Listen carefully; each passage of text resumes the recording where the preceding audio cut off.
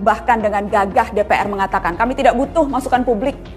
Semakin absurd ketika DPR memaksakan hari-hari terakhir masa tugasnya untuk menyelesaikan revisi Undang-Undang KPK. Mereka yang kerap bersengketa, rutin bertengkar, terbiasa perang mulut, tiba-tiba serentak dan kompak berkata iya kepada revisi Undang-Undang KPK.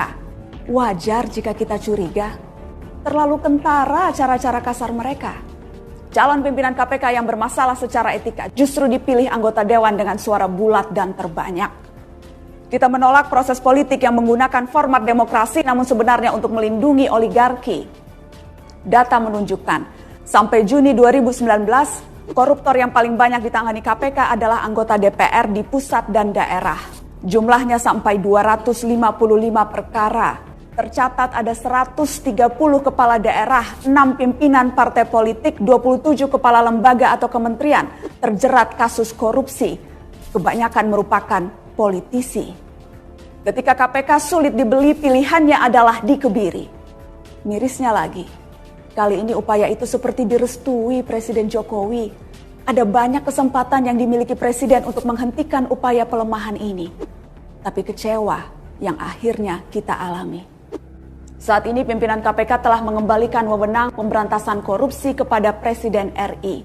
Beberapa pimpinan KPK juga telah mengundurkan diri. Masyarakat, kelompok profesional dan akademisi beramai-ramai membuat petisi. Dan inilah yang paling berbahaya dari korupsi, ketika rakyat tidak percaya pemimpinnya sendiri. Kita semua perlu bukti bahwa politik tidak abai dan tuli. Kita menuntut mereka yang dipilih dengan suara tidak berlagak lupa menggunakan mata dan telinga. Langit memang terlihat kian mendung, badai semakin kencang merundung. Basa-basi rasanya tidak diperlukan lagi.